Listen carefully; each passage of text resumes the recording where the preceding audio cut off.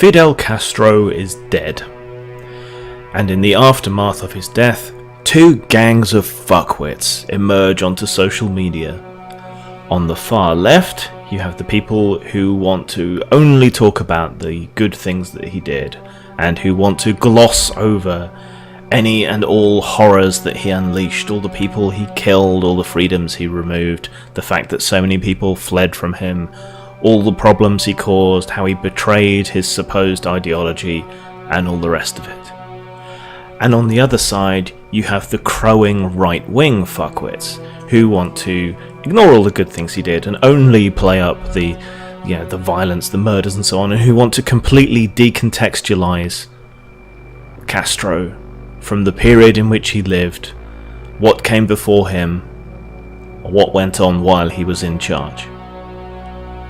I want to understand him in historical contexts, but neither of these idiotic camps will give me the chance. It doesn't seem to matter how much you preface whatever you're saying with a disclaimer. No one wants to actually examine this on a factual basis. And doesn't that just say a lot about our political discourse today? So, to be absolutely explicit, I am not excusing anything that Castro did. In many ways, he was an absolute monster of a man. But in order to understand how such a monster can take over a country, to understand why people might be happy for him to do so, to understand why he was a hero to so many people, we have to contextualize him, and you have to understand what came before. In so many of these revolutions, these violent, horrendous revolutions, people fail to understand what they were revolting against, what came before, and how this could have been seen as a better alternative. To understand Cuba, to understand Castro, to understand the communist revolution in Cuba, you have to understand what came before.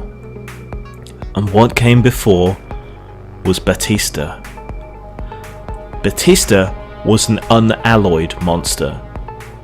Batista, in his relatively short reign compared to Castro, killed at least 20,000 people. Batista imprisoned people. Batista suspended the constitution and took away everyone's rights. Batista led a military coup that took over the country, after manipulating it for several years. Batista ran Cuba as a corporatist state. That is, companies were bought into the government. They were completely supported by the government.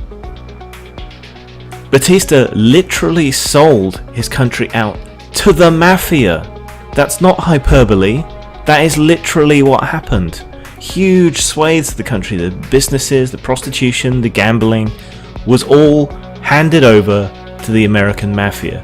He was running a literal kleptocracy. The man was horrendous. Little wonder people rose up against him. He presided over a period in which the divide between the Cuban rich and poor widened more than it had ever done in any previous period. Batista sided with the rich against the poor. He ruthlessly cracked down on anyone who went against his regime, in a manner in which, yes, Castro would later do the same, though nowhere near as explicitly, nowhere near to the same extent. When you have nothing, little wonder that people rise up and revolt and demand a fair shake, demand what they see as being theirs, demand the sweat of their brow, so to speak. And that's when these revolutions come in. And to further contextualize this, we need to understand what America did to Cuba. The blockades, the sanctions, turning it into an international pariah, sending the CIA to try and kill Castro how many times? Backing coups against him. There's no justification for what Castro did, but we can understand better why he did what he did if we understand that his paranoia was justified by events, was justified by what was going on. And unlike Marshal Tito in Yugoslavia, Fidel Castro and the Cuban regime were given no choice to go independent. They were starving, they were completely impoverished because people went completely against them. They were cut off. Where could they go but to the USSR? And little wonder then that they stationed the nukes there that nearly took us to the brink of extinction. There is no harm in understanding history, and to understand a thing is not to condone a thing. To understand Osama bin Laden is to guard against future Osama bin Ladens. It's not to excuse what he did. Why is this such a difficult concept to grasp? If we want to avoid more Castros, more Hitlers, more of this horrendousness, then we have to understand how we got there. And in most cases, what got us to these horrible places was worse places preceding them. And I think, in today's context, that's a lesson for all of us.